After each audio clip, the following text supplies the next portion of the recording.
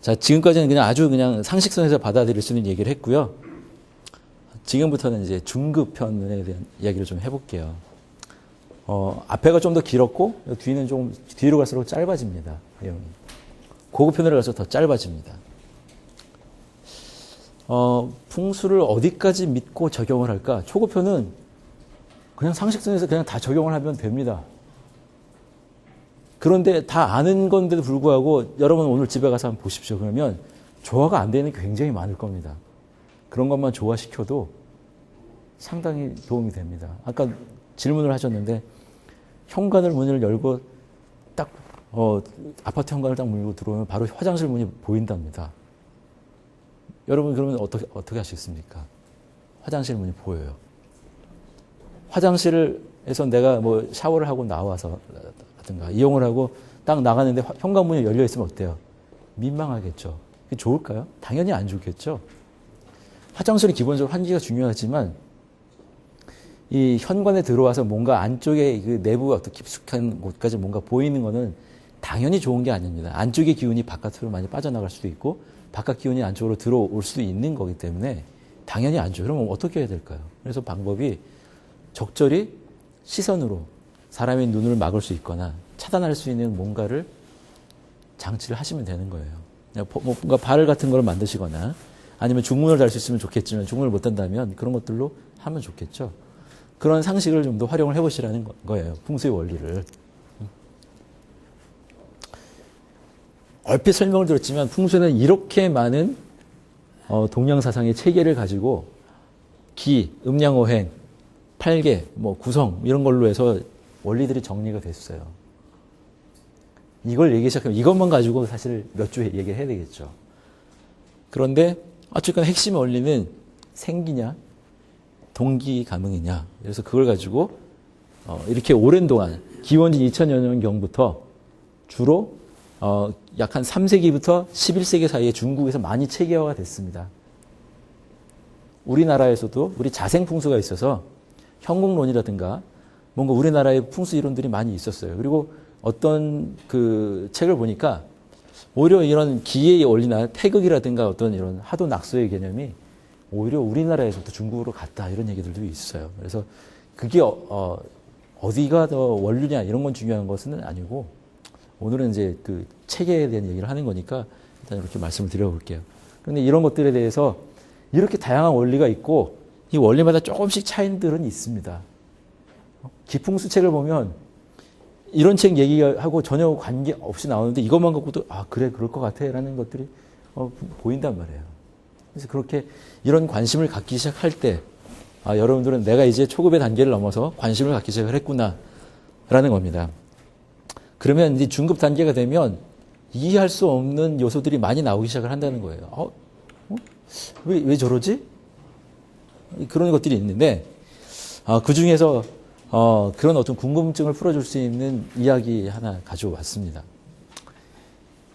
중급 정도가 되면 이 8개의 방위, 동서남북에 4개의 방위, 사이가 있잖아요. 남동, 뭐 남서, 북동, 북서 4개의 방위를 더 합쳐서 8개의 방위를 가지고 이렇게 해석을 한 체계들이 옛날부터 나와 있어요.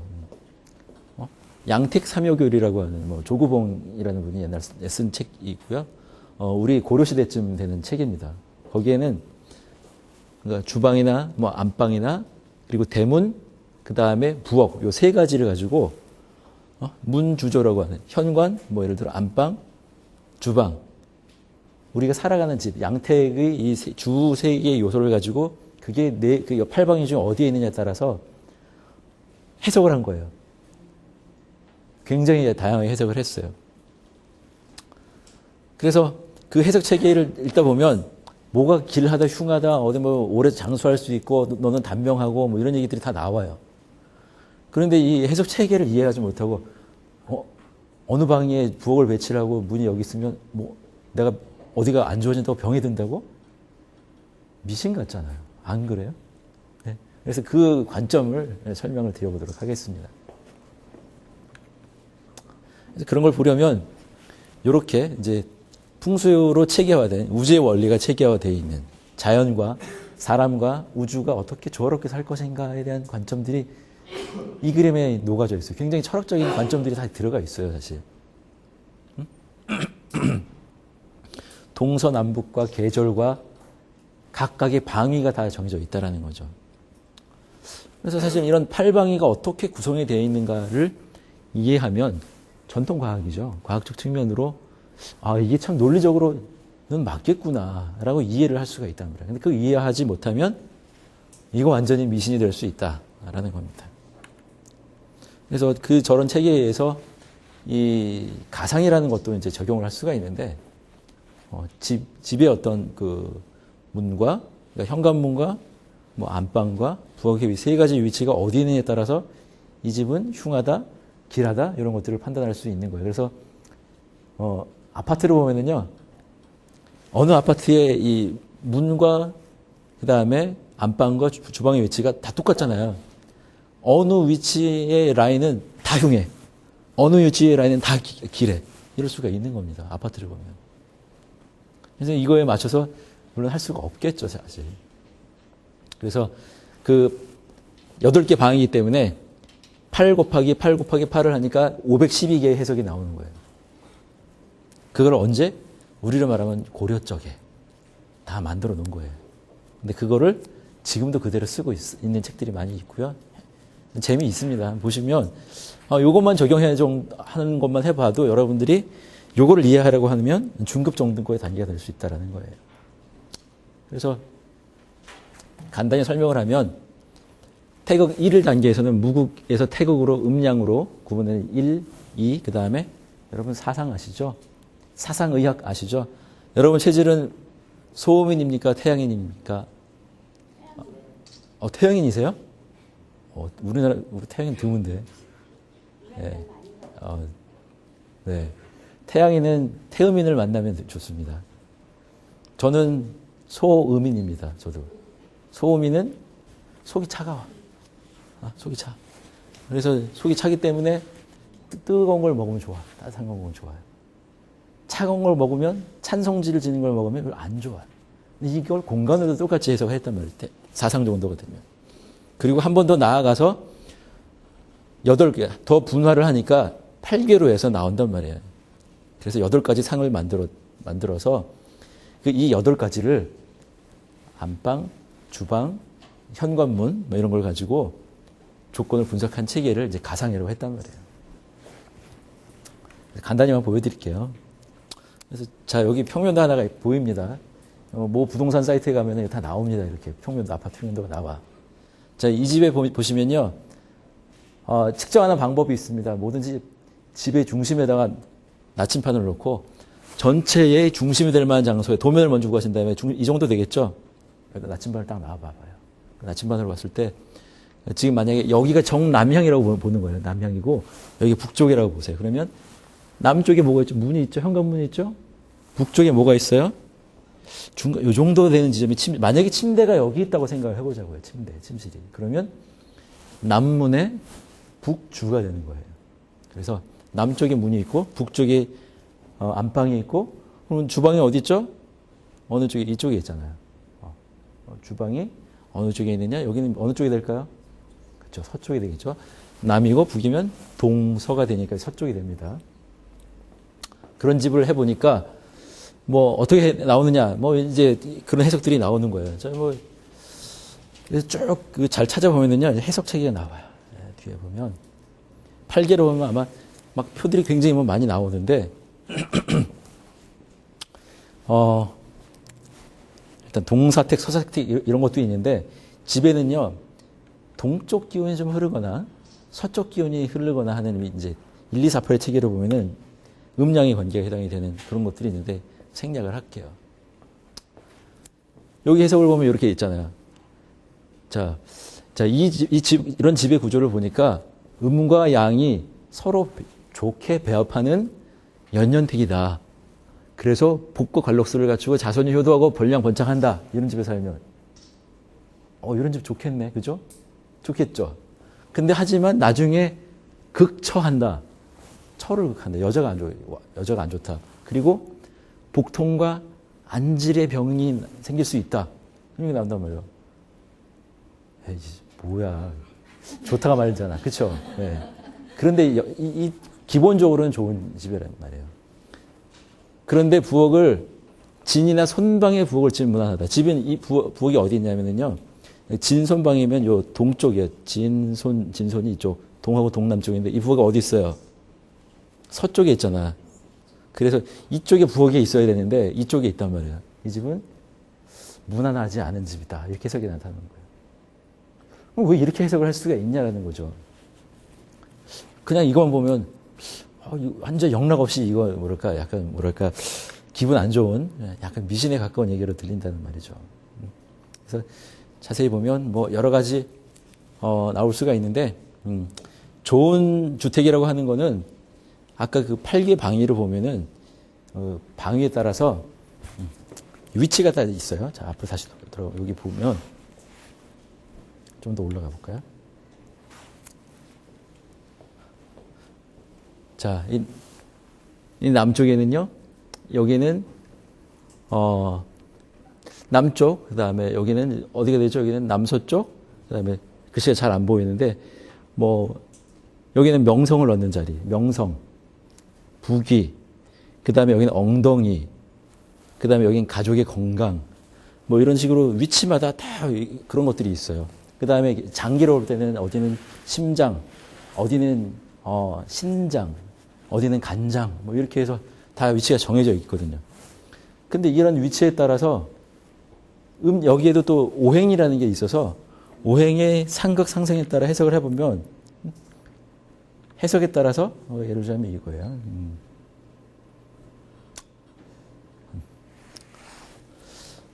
이렇게 그러니까 위치에 예를 들어서 가족 관계로 봐도 어느 위치는 남편의 자리, 어느 위치는 큰아들의 자리, 어디는 둘째의 자리, 뭐 이렇게 위치가 다 정해져 있어요. 그 표를 보시면. 그 표는 여러분이 조금 풍수 인터넷 찾아보면 표 다 나와요. 그래서 가족 정의라는 걸 치시면 풍수에서의 가족 정의 딱 치시면은 8방위에 어느 방위에 해당인지 그런 것들이 나온단 말이에요. 근데 그걸 가지고 해석을 했단 말이에요. 근데 그 해석의 근본은 뭐냐? 음과 양으로도 풀고요. 이렇게 그죠?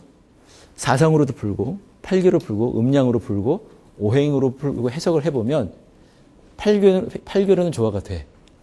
사상으로도 조화가 돼. 음양도 조화가 돼. 근데 오행으로 보니까 화수가 사로 상극이란 말이에요. 오행의 위치로 보니까. 그러니까 오행의 관계로 보니까 수극화가 되기 때문에 그 아까 얘기했던 남자가 여자를 남편이 부인을 극하게 되고 또 위치상으로 보면 그 위치가 아까 그 위치를 보면 어디냐면 좀 뒤에 나올 거예요. 여기 이 남쪽의 자리가 불의 자리인데 자 불의 자리인데 여기 안과 되어 있죠. 심장이 있죠. 불의 자리야. 그런데 아까 북쪽 자리가 뭐냐면 신장이고 이제 물장사기통 뭐 이렇게 해석이 되어 있습니다. 여기가 물이란 말이에요. 불은 뭘로 끄죠? 물로 끄잖아. 불을 물로 끄기 때문에 요 자리, 그러니까 안과에 질환이 생길 수 있다. 심장 질환이 생길 수 있다는 해석이 나온다는 거예요. 그 위치에. 이해가 되시죠? 그래서 사실 그 복통과 안질, 복통이라는 거 심장하고 안질을 가져온다는 이유가 역시 아까 얘기했던 그 위치마다 그 표는 전통 과학이나 우리 전통 사상을 공부하다 보면 그 표가 어디나 다 나와요. 그래서 그 표는 바뀌질 않아요. 그래서 그 표의 체계가 어떻게 생겼냐를 얘기를 하려면 이 시간에 제가 오늘 그것만 가지고 얘기를 해야 되겠죠, 사실. 얘기를 못하지만 그 체계상으로 보면 전통 과학으로 이런 체계를 보니 그 장기라든가 또 거기에 위치하는 가족의 사람의 위치라든가 또는 만약에 그 자리가 예를 들어 명성을 얻는 자리면 명성을 잃을 수도 있고 그런 해석들이 나오는 이유가 다 그런 오행의 해석에 따라서 오행이 상극하는 관계에 따라서 나온다라는 거예요. 그래서 이런 관점, 이런 배치상을 보니까 왜 이런 무슨 병이 생기고 내가 명성을 얻을 수 있고 성공을 할 수 있고 하는 얘기들이 나오냐 따져보니 다 일어날까? 오행으로 따져보고 음양으로 따져보고 해보니 나온다라는 거였어요. 그래서 그게 그냥 경험적 체계로만 나온 것이 아니라 통계로 나온 것만이 아니라 전통 과학적인 것들이 성립이 되기 때문에 그 자체로 논리가 있다라는 거예요. 자, 그런데 사람들이 이런 걸 어떻게 믿어요? 그런데 여러분 한방병원은 다녀보신 적 있으시죠? 침 맞고 체질 검사하면 이상하게 맞잖아. 성격 검사해봐. 이상하게 맞아요. 그죠? 그런데 공간으로 풀어서 그런 얘기를 하면 어때? 에이, 그걸 어떻게 믿어요? 그런 얘기를 할 수 있는 거잖아요. 하지만 사실 뭐 저도 그런 생각이 있습니다. 하지만 그게 터무니없이 나온 말이 아니다라는 걸 여기서 말씀드리고 싶었던 거예요. 나름대로 전통과학의 체계가 있기 때문에 그렇게 나왔다라는 거예요. 그래서 사실 뭐 오늘 시간이 된다면 오행하고 관련된 뭐 상생상극으로 뭐 굉장히 많은 걸 풀면 좋겠지만 제가 오늘 여러분들에게 벌써 오늘 처음 오신 분들도 많은데 중급을 넘어 상급의 얘기를 할 수는 없지 않습니까? 그래서 그런 정도로만 이걸 간단히 설명을 드린 거예요. 이런 게 더 궁금하시면 이렇게 양택 삼요결 또는 가상이라는 책으로 찾아보면 이 책은 다 여러분이 쉽게 구할 수 있는 책이고요. 인터넷에서 다 나오는 거니까 찾아보시길 바랄게요. 그래서 여러분의 우리 집의 가상은 어떻지? 궁금하면 찾아보십시오. 평면도 구해보시면 다 찾을 수 있습니다. 근데 그 해석의 체계가 그렇게 오행의 관계라든가 음양의 관계라든가 이런 걸로 풀어볼 수 있다는 거예요. 이렇게만 설명을 드려볼게요. 시간이 많지 않아서 해보도록 하겠습니다. 그래서 핵심은 뭐냐? 여기에서도 마찬가지로 음양 조화가 필요하다. 동쪽 기운이 강한 집이 있고 서쪽 기운이 강한 집이 있는데 동쪽 기운이 강한 집에도 서쪽 기운이 있어야 되고 서쪽 기운이 아무리 강한 집에서도 동쪽 기운이 조금 있어야 조화가 된다는 거예요. 그래서 동양의 개념은요. 전통의 개념은 조화의 개념이 제일 중요한 거예요. 조화. 나는 뭐 하나만 해야지 이게 아니라 골고루 이 공간에서는 그런 성향들이 어느 정도 섞여야만 좋은 기운을 가질 수 있다는 겁니다. 그 다음에 뭐 이런 것들이 있어요. 그런 걸 찾다 보면 또 풍수 원리를 찾다 보면 여기서 또 이런 것들이 나와요.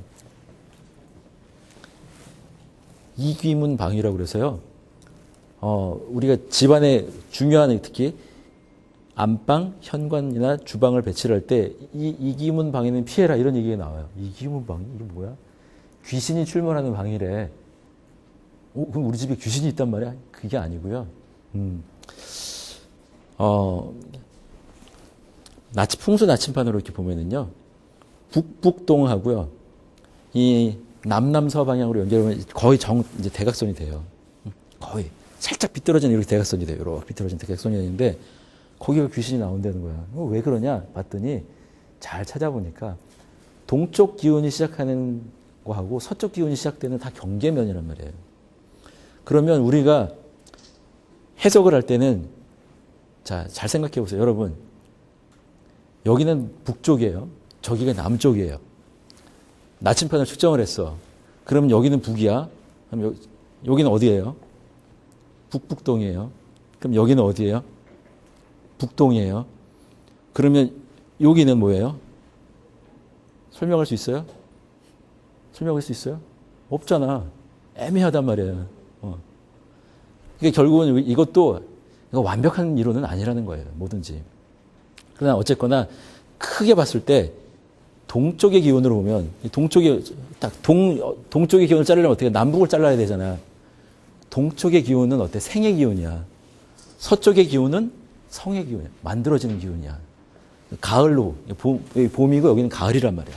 기운이 다르다고 했는데 딱 나누는 기준에 있는 게 애매하잖아. 그래서 거기에다는 이 동쪽 기운도 서쪽 기운도 아니니 거기에 뭔가를 배치하면 안 나온단 말이야. 즉 이걸 뭐라고 얘기할 수가 없단 말이야. 그러니까 거기는 하지 마라 라고 했던 것 같아요. 제 생각에는. 원리상으로. 거기는 이기문 방이니까 하지 마. 거기 배치하지 마. 그럼 해석이 안 나와. 이게 아닌데 쓸까라는 제 추측이에요. 왜냐하면 뭔가를 정리하려고 하는 사람들이 애매하잖아요. 이건 동쪽 기운도 아닌 서쪽 기운도 아닌 그런 애매한 게 있을 수 있다는 말이에요. 그래서 풍수의 방법론이나 이런 것도 해석을 보면 결국은 우리가 다 이해할 수 있는 논리다. 조금만 생각을 해보면 그렇다라는 거예요. 그리고 그것이 얼토당토 않게 만들어진 것이 아니라 우리의 전통 체계로 만들어져 있다는 거예요. 그런 방위에 관련돼서 어느 방향은 좋다, 안 좋다라고 하는 해석이 그걸 어떻게 믿어야 될까요? 라고 얘기를 한다고 그러면 만약에 여러분들이 나는 전통에 좀 더 관심이 있고 나는 그걸 중요한 내 가치로 생각이 든다라고 생각이 들면 나는 그걸 적용을 하시면 사시면 되는 거예요. 그 믿음이나 믿지 않음 그런 차이가 요즘 삶은 어때요? 다 완화된 사회잖아요. 그래서 여러분들의 판단에 따라서 적용을 하시면 된다라는 거예요. 그래서 사실은 이제 그다음 고급 단계로 넘어가려면 결국은 더욱더 근본적인 것. 그럼 음양은 어떻게 나왔을까? 여기의 체계는 뭐고, 오행은 어떻게 생겼을까가 더 궁금해지잖아요. 그래서 그 체계를 이제는 머리가 아니라 마음으로, 가슴으로 다 이해할 수 있는 단계가 되면 여러분들이 이제 고급 단계로 갈 수 있거든요. 사실 풍수 이론은요, 인간을 위한 학문입니다. 하지만 오늘날의 그 어떤 학문보다도 굉장히 유기적이고 자연 친화적인 학문이에요. 지구의 역사는 약 50억 년으로 본답니다. 추정이 돼요. 뭐 우주의 역사는 약 100억 년 정도로 추정이 돼요. 그러면 인류의 역사는 얼마나 될까요? 그거에 비하면 굉장히 짧은 시간이란 말이에요. 그런데 우리는 이렇게 그 안에서 이렇게 큰 우주 안에 작은 미생물로서 작은 미물로서 살아가려면 그 변화의 원리를 좀 알아야 되잖아요. 어쩔 수 없이 그 우주의 체계를 정리를 했단 말이죠. 그 정리를 하다 보니 세상 모든 만물은 여기라는 사상을 보면 변하는 게 진리다라는 거예요. 진리. 진리는요, 고정되어 있는 게 아니에요. 진정한 이치라는 것. 왜 우리가 언제까지 우리가 앞으로 한 인류가 사람의 형태를 가지고 앞으로도 몇 억 년 살 수 있을까요? 우리 몇 억 년 전에는 사람이 없었다죠. 공룡의 시대가 있었잖아. 사람이 없었어. 그런데 우리는 마치 그 이상을 살 것처럼 모든 걸 딱 다 정해놓고 그 안에 틀 속에 살려고 한단 말이에요. 특히 서양의 학문이 그렇단 말이에요. 근데 동양철의 역사상은 변하는 곳에 있다는 걸 진리로 봤단 말이에요. 근데 그 안에 규칙적으로 변하더라. 봄이 있고 여름이 있고 가을이 있고 겨울이 있고 불력에 변하지 않는 그래도 나름대로 있고 그것에는 규칙이 있더라. 봄에는 씨앗을 뿌리고 여름에는 가꾸고 가을에 추수를 해서 겨울을 버티고 그 체계가 출발이 된 거죠. 기계 체계도 사실 그걸로 출발이 됐다는 거죠. 그래서 이 풍수 체계는 그런 것들을 우주의 체계를 쫙 정리를 하다 보니 이 나왔다라는 거예요. 이 사실 우주의 굉장히 심오한 어떤 철학적 체계거든요. 이걸 공부하고 싶으시면 전통 뭐 유학이나 이런 것을 다 공부를 했던 거고 우리 선조들이 그 예를 들어 역경, 뭐 주역 이런 걸 공부하면 여러분 이 체계에 대해서 공부를 할 수가 있습니다. 뭐 이것만도 뭐 엄청난 체계이기 때문에 그래서 이런 아까 얘기했던 그 8개의 체계 여기 보면 뭐 스몰 우드, 파이어 그 다음에 여기 뭐 그린 색상도 있고 그 다음에 아까 여기 했던 뭐 남쪽 방향에 여기는 아들의 자리에 뭐 땅의 자리 뭐 이런 자리 다 표시가 돼 있어요. 그래서 이런 것들 보시면 그 체계가 다 그것으로부터 비롯된 것이다 라는 겁니다. 그런 해석들이 이런 8개의 방위에 따라서 적용된 해외 체계이고요. 그래서 그것들이 그것에 따라서 괴의 이름과 형상과 그 다음에 그것이 그 괴의 하늘과 땅 이 괴를 분석해보면 사람은 하늘과 땅을 모두 다 영향을 받는다고 그랬죠. 모든 생물이. 하늘의 땅과 땅의 이치와 그 다음에 오행의 이치와 그 다음에 계절의 그 이치가 다 그 안에서 그리고 혈육 관계로 보면 관계 그 다음에 숫자로 보면은 16, 50, 뭐 38 이런 것들이 다 그런 원리로 인해서 정리가 된 거다라는 거예요. 그래서 이거에 빠지기 시작하면 끝이 없어요. 여러분 정말 근데 재미는 있을 수 있을 겁니다. 한동안. 그래서 뭐 조금 나가 보면 왜 그런 우리 이런 거 나오잖아요. 뭐 사주궁합 보잖아요. 사주궁합. 몇 년도생은 무슨 띠고 무슨 띠 다 있죠. 여러분 띠 알잖아요. 동양 사람들은 웬만큼 다 알 거예요. 그리고 그 띠는 띠별로 또 궁합이 맞아요. 맞대요. 여러분 그런 거 느껴보신 적 있으세요? 난 이상하게 뭔 띠랑은 안 맞아. 그런 얘기 하면서 살잖아요. 네? 그 띠별 궁합을 다 풀어서 정리를 했고요. 그래서 다 나옵니다. 그래서 풍수에 깊이 빠지고 이런 책을 연구를 하면 여러분들도 사주궁합을 보실 수 있습니다. 그 다음에 그런 뭐 어떤 방위에 따라서 배치하면 유리한 거, 불리한 거, 이런 것들을 다 책을 보면 다 나온단 말이에요. 그 나오는 이 체계가 역시 아까 얘기했던 그런 관점에서 다 정리가 된 거다라는 거죠. 그리고 나아가서는 이런 구성으로 보는 방법이 있고요. 이제 좋고 나쁨을 보는데 별자리예요. 이 9개의 별자리를 가지고 하는데 그거로서 자기의 어떤 방위, 뭐 본명기라고도 본명성이라고 하는데 그런 것들을 삼원자백법이라고 해서 크게 이건 뭐냐면 이거예요. 딱 절대적인 게 있지 않다라는 거예요. 이게 참 기가 막힌 게 이게 뭐냐면은요. 나는 똑같은 띠지만 이 시대에 태어난 사람은 상원, 이 시기에 태어난 사람, 이 시기에 태어난 사람이 남녀에 따라서 기운이 다 다르다라는 거예요. 똑같은 시기에 태어난 사람도. 그리고 그 시기에는 공간도 또 다르다라는 거예요. 그래서 이 풍수를 더 정확하게 적용을 하려면 사람이 이렇게 달라지고 공간이 이렇게 달라지니 그 시기에는 이렇게 적용하는 게 맞다라고 하는 거를 전통과학으로 풀어낸 책이란 말이에요. 근데 이런 걸 더 관심을 가지신다 그러면 뭐 삼원자백법, 뭐 현공풍수, 뭐 구성 체계 이런 걸 가지고 공부를 하시면 체계를 여러분이 공부를 할 수가 있습니다. 그래서 엄밀하게 더 정밀하게 풍수를 내가 나한테 정말로 맞는 집은 뭐지? 이런 걸 찾고 싶다면 나한테 맞는 공간은 뭐지를 찾고 싶다면 이런 거를 공부를 하셔야 찾을 수 있다라는 거예요. 근데 그게 워낙 어렵게 정리가 되다 보니 조금 더 비교적 쉽게 이렇게 이건 제가 책 홍보를 하는 건 아니고요. 길 헤이트라는 사람이 이제 서양 사람인데 풍수의 공부를 관심을 갖고 홍콩에 갔다 푹 빠져가지고 공부를 해서 정리를 했어요. 그걸 이제 우리는 한양대 교수님이신데 저분이 번역을 해서 생활풍수 대백과를 냈는데 거기 보면 이렇게 그 체계를 알기 쉽게 숫자로 표시를 했어요. 예를 들어서 1991년에 태어나신 분들은 남자인 경우에 9, 여자인 경우에 6입니다. 그래서 그 사람은 어느 방위가 좋은지 나쁜지를 이렇게 자, 여기 써 있죠? 여기 4, 3.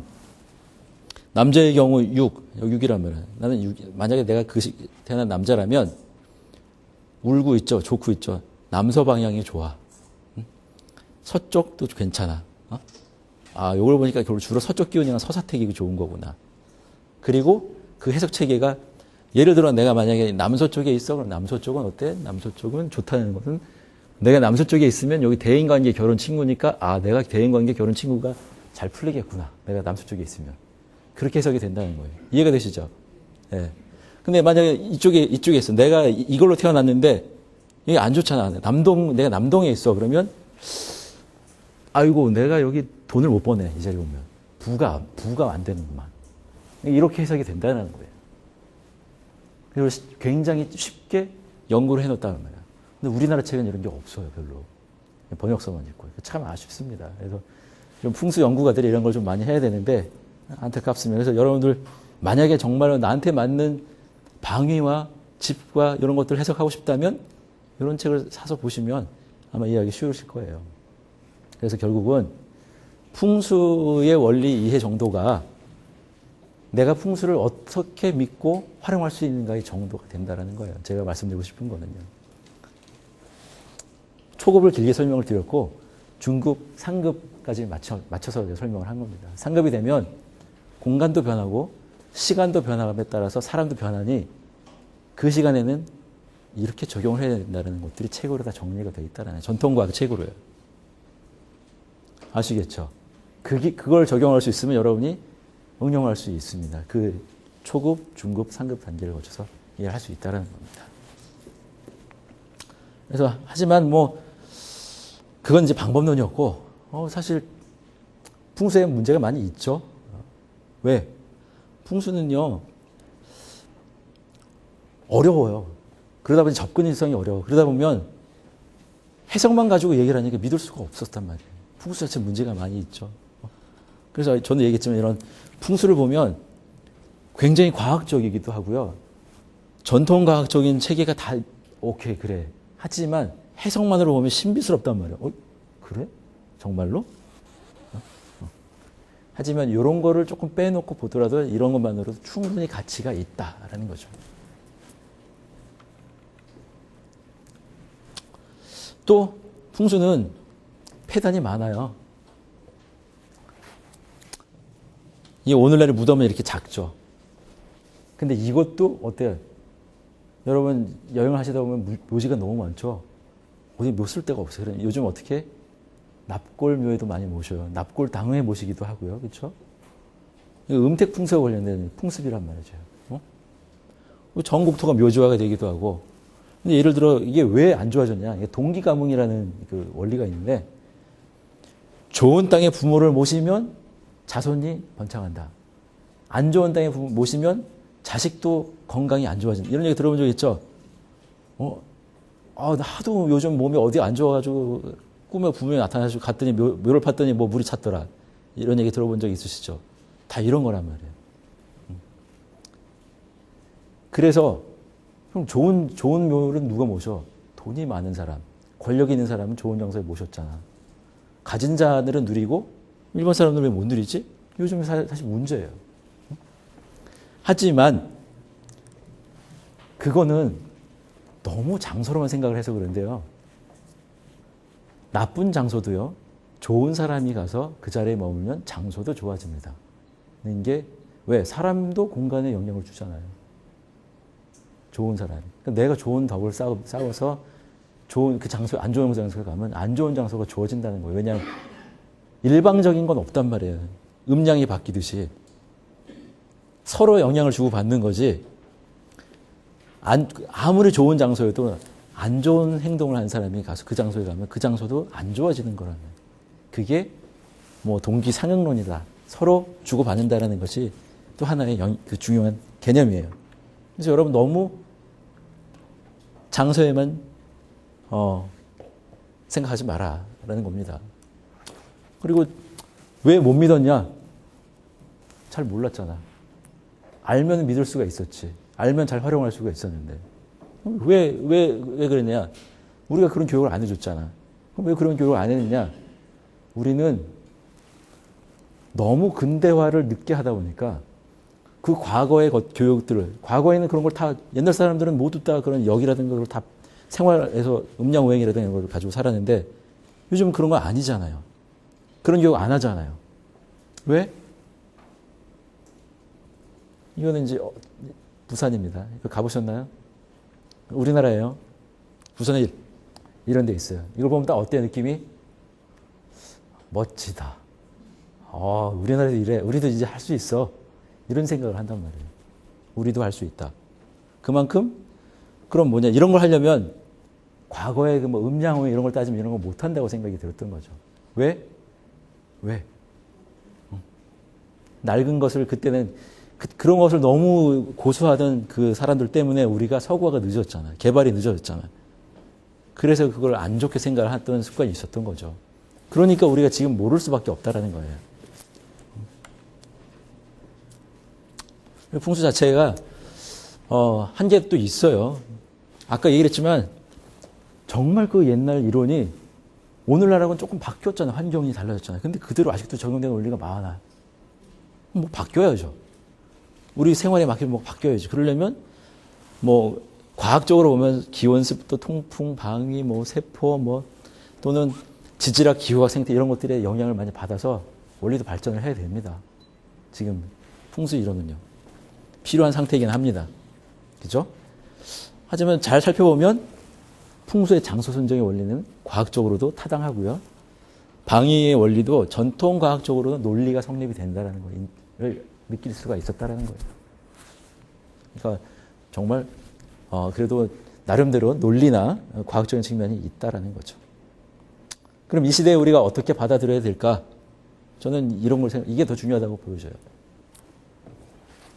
우리의 집. 혹시 여기 단독주택에 사시는 분 손 들어보십시오. 아, 부럽습니다. 단독주택. 저 살고 싶어요. 혹시 아파트에 안 사시는 분 손 들어보세요. 큰일 났네요. 아파트에 이렇게 다 사시고. 네. 네. 아파트는 무엇을 위해 지을까요? 우리가 아파트를. 경제 논리로 짓는단 말이에요. 건강을 생각하지 않는다는 거예요. 중요한 거는. 근데 아파트뿐만 아니라 모든 주택도 다 기능 중심으로 짓거나 경제 논리로 짓는 게 문제라는 거예요. 그래서 설계를 하는 사람들도 이런 어떤 유명 건축가가 지은 이런 건물, 이런 것들을 보면서 그런 방법을 배우는데 여기에 뭐가 빠져 있느냐. 사람이 어떻게 건강할까 이런 내용, 우리 풍수의 관점이 없다란 말이에요. 실제로 이런 건물 가보면 낙수장인데요. 가보면 흉가예요, 흉가. 살 수가 없어. 물 위에다가 좀 집을 졌어. 가보면 기분은 좋고 잠깐 동안 있으면 기분 좋아. 설계도 아주 멋져. 그러나 풍수를 보면 완전히 흉가입니다. 설계를 한 사람들이 이런 관점으로 기능만 가지고 이렇게 구분을 하지 여기에다가 살면 얼마나 건강하지? 이런 생각을 안 하고 설계를 한단 말이에요. 집을 파는 사람들은 어때? 이거 뭐라고 써 있어요? 분양 면적이 발코니를 확장을 해주기 때문에 이렇게 넓어요. 이렇게 하면 팔리잖아. 팔리는 거. 경제가 중요하단 말이에요. 이 집은 어떻게 때문에 사람이 더 건강해져요. 이런 얘기를 많이 안 하죠. 몇 해 전에 보면 건강을 모토로 한 아파트가 있었는데 실제로 그런 거를 반영한 설계가 별로 없어요, 사실. 그죠? 그래서 부동산 사이트 같은 데 가보면 이렇게 새로 지은 아파트의 경향 이런 것들이 나옵니다. 여기 조경이 잘 되어 있습니다. 새로 지을수록. 그런데 이걸 본 순간 어때요? 여러분들 어때요? 살고 싶죠? 아, 나도 저런 데가 살고 싶다. 왜? 왜 그런 데가 살고 싶으세요? 비싸니까. 비싸니까. 좋잖아. 나는 좀 있어 보이잖아. 이런 사람, 생각하는 사람들이 많단 말이에요. 그리고 요즘 그래도 비교적 이렇게 그 안에 녹지도 많이 만들고, 문제가 많이, 아파트는 너무 독립적으로 살다 보니까 교류가 없잖아. 소통의 공간도 이렇게 많이 만들려고 노력을 해요. 이렇게 단지 내 거주자들이 서로 교류할 수 있는 공간을 만들어 놓는데 여기 가보면 누구만 있어? 노인분들만 있어요. 아주 어린 애들만 있어요. 실제로 일하는 사람들은 소통 안 합니다. 그게 무슨 효과가 있을까요? 그죠? 그래서 우리 아파트는 이렇게 달라. 정자도 적어놓고 그런단 말이에요. 뭐 때문에? 잘 팔리라고. 그죠? 안 그래요? 그래서 우리는 그런 데 살고 있는 게 지금 문제란 말입니다. 이런 게 잘 돼 있으면 뭐랍니까? 그죠? 그래서 만들어진 도시란 말이에요. 아파트는요, 그 풍수로 볼 때 땅의 기운을 사람이 받아야 되잖아. 그래서 5층 이상으로 올라가면 땅의 기운이 너무 약해져서 그리 좋지 못하다는 얘기를 많이 합니다. 이해가 되지 않아요? 저는 지금 24층에 살고 있습니다. 밤에 자다가요, 바람 소리가 막 들려요. 내가 무너지는 거 아닌가? 편히 잘 수가 없어요.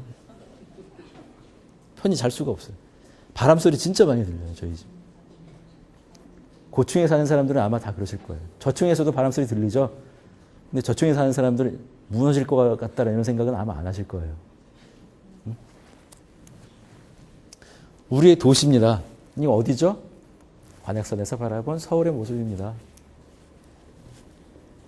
어때요? 이 안에서 그 집 하나 얻겠다고 그렇게 정말 수십 년 돈을 모아가지고 난 여기서 여기를 갔어. 이렇게 하면서 삽니다.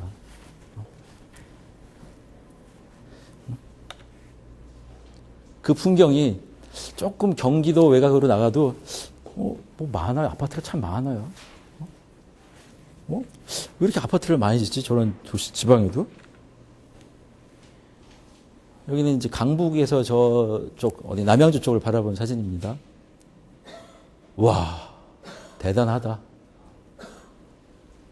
이게 뭘 좋다고 이 아파트를 이렇게 살까요? 왜 서울에 이렇게 와서 다 살까요? 좁으니 어쩔 수 없어요. 근데 도시라는 특성 자체가 빠르게 소통을 원활하게 하기 위해서 고밀도로 지어질 수밖에 없잖아요. 그래서 빌딩이 많이 질 수밖에 없어요. 근데 우리는 이거를 얼마 만에 만들었어요? 최고 빨리. 한국에 제일 잘하는 거. 빨리. 자, 빨리 하면 어때요? 체하죠. 빨리 먹으면 체하잖아. 우리는 이제 좀 있으면 이게 이제 체기가 느껴질 거예요. 이렇게 만들었기 때문에. 부작용이 많죠. 여러분 진짜 아파트 살면서 편하십니까? 뭐가 편해요? 지하철역 가까워서 편해요. 교통이 편합니다. 그죠? 기능적으로 다 편합니다. 정말로 건강이 좋아집니까? 할 말 없어요. 우리가 만든 게 다 그렇다라는 거죠. 도시는 그런 건가요? 골목길도 마찬가지죠. 이 주택도 마찬가지예요. 안만 생각해. 어때요? 여러분 어떤 생각을 하셨어요? 내가 내 집을 어떻게 안에 잘 꾸며가지고 생기를 만들까 이 생각만 했잖아. 밖은 어때? 쓰레기 놔두고 뭐 길거리 가다 뭐 싸우고 뭐 어떻게 되든 말든이잖아요. 그러니까 어때요? 이 골목길은 그냥 관심 밖이야. 그러다 보니 여기서 범죄가 일어나든 말든. 그렇죠? 그런 상태가 되어버렸단 말이죠. 이게 올바른 거냐.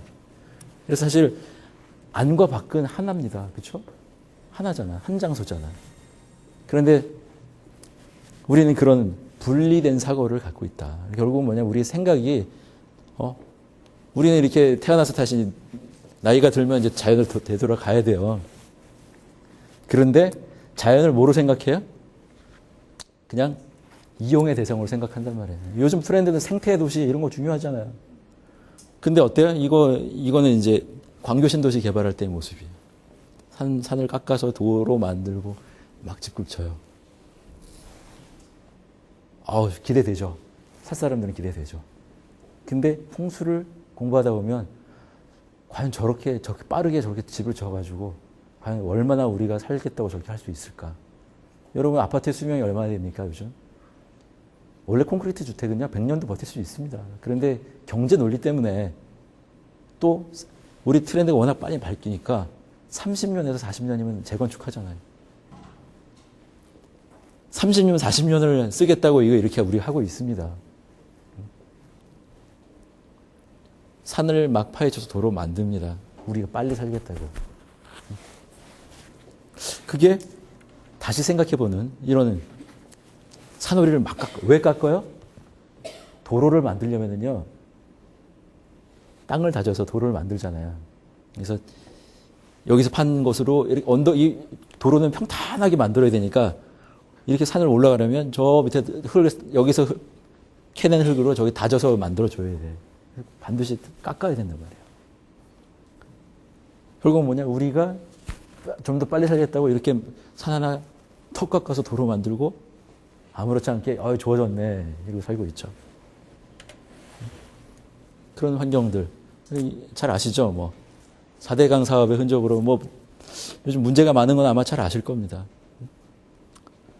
근데 이게 과연 우리 이 시대의 논리에 우리가 사는 이런 현장으로 우리 세금으로 이렇게 하는 게 바람직할까요? 정말? 이런 생각을 풍수를 찾다 보면 왜 저렇게 함부로 우리가 자연을 막대할까라는 생각을 자연스럽게 하게 된다는 거죠. 좀 이런 걸 좀 연구하고 생태적으로 건강한 도시, 건강한 마을을 만들기 위해서 이런 걸 해외 사람이 많은데 우리는 이런 걸 안 하고 정부가 그걸 좀 뭐랄까 어떻게 한 몇 기업에 몰아줘서 이렇게 뭐 사업을 해서 하려고 하고 말이죠. 예. 참 그렇습니다. 뭐 좀 이런 것들을 그런 돈으로 이런 거 좀 해보면 어때요? 떠 있는 도시 섬. 그 다음에 땅과 건물이 유기적으로 연결된 타운.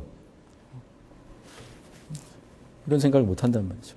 그러면서 이런 생각하죠. 아이고, 잘 뚫니 좋구만. 경치 좋네. 야, 새로 길 뚫리니까 좋더라. 만 본단 말이에요. 여기 있으니까, 답답해 죽겠네. 왜 이 도로 더 안 만들어? 왜 세금을 이런 데 안 쓰는 거야? 이런 생각만 한단 말이죠. 너무 편협된 생각들, 우리. 그래서 만든 결과가 우리의 주택이자 우리의 마을이자 도시가 아닌가 싶어요. 우리 학생들한테 많이 보여주는 사진입니다. 여기 도시의 모습이죠. 이건 뭐예요? 쓰레기 섬유입니다. 쓰레기 모아놓은 겁니다. 어때요? 여기 딱 보세요. 구분이 안 되죠? 우리가 결국 쓰레기를 만드는 건 아닐까요? 짧은 시간 안에. 이런 생각을 해보게 됩니다. 그러면서도 아직도 저 집이 뭐 전망이 좋겠다. 뭐 이런 생각을 하면서 어떻게 하면 저 집에 살 수 있을까? 뭐 이런 생각들을 하고 삽니다. 그래서 어떻게 하면 기업 입장에서는 원래는 이렇게 낮은 주택으로 만들어진 건데 땅이 조금밖에 안 나왔으니까 이렇게 높이 올려서 돈을 좀 많이 벌어야지. 기업은 이거 생각하잖아요. 어떻게 같이 잘 살까 이런 생각 없죠, 별로. 마치 잘 살기 위한 것처럼 해놓고 경제 논리, 돈 벌기에 바쁘다. 결국은 우리의 생각이 좀 바뀌어야 되는 것이 아닌가라는 것이고요.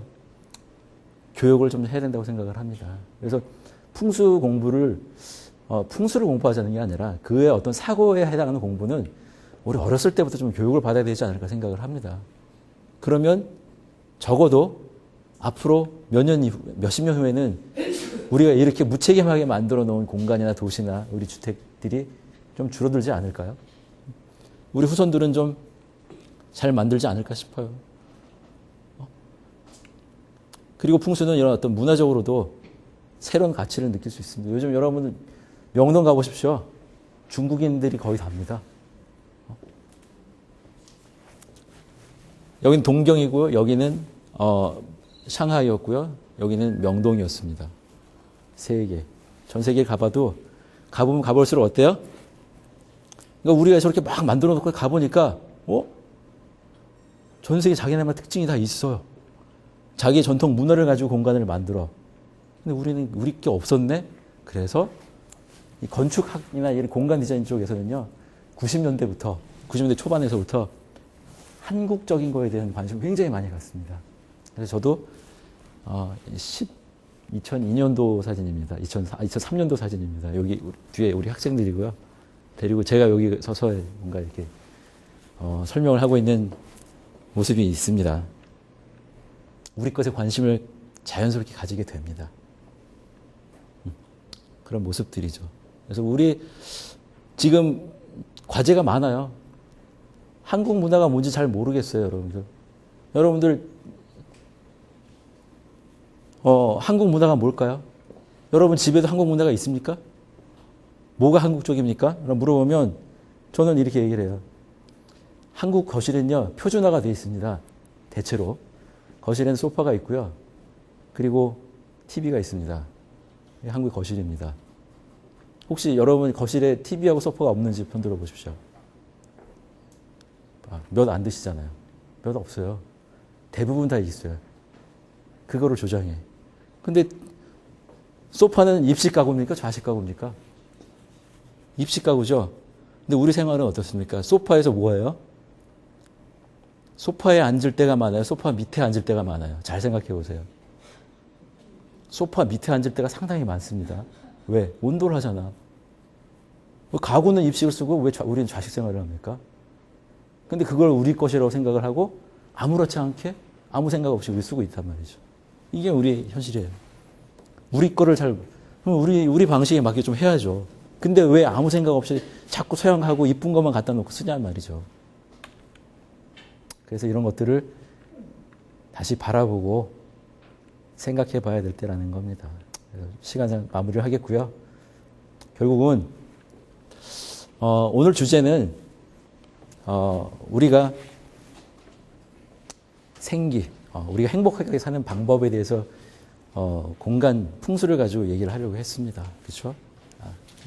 그런데 결국은 우리가 행복해지려면 또는 우리 가족만 잘 생각한다고 해서 결코 행복해지지 않을 거라는 겁니다. 우리 세상이 좀 바뀌고 그런 계기가 좀 필요한 시점이라고 저는 생각을 합니다. 그래서 이렇게 우리가 웃고 건강하게 살려면 이런 어떤 공간, 내 공간만, 물론 여러분 오늘 집에 가셔서 어떻게 하면 음량 조화로 좀 더욱더 바꿀 수 있는지를 해보십시오. 하지만 이게 중요한 게 아니라 우리가 좀 생각이 전체적으로 바뀌어져야. 여러분 여기 삼청동 같은 데 많이 가보시죠. 여기 삼청동입니다. 가보면 기분 좋아요. 우리 옛 것이 또 있고요. 옛 모습을 좀 볼 수도 있습니다. 이런 골목 다니면 기분이 좋아, 이상하게. 그리고 여기는 우리 아까 보셨던 북한산 일부입니다.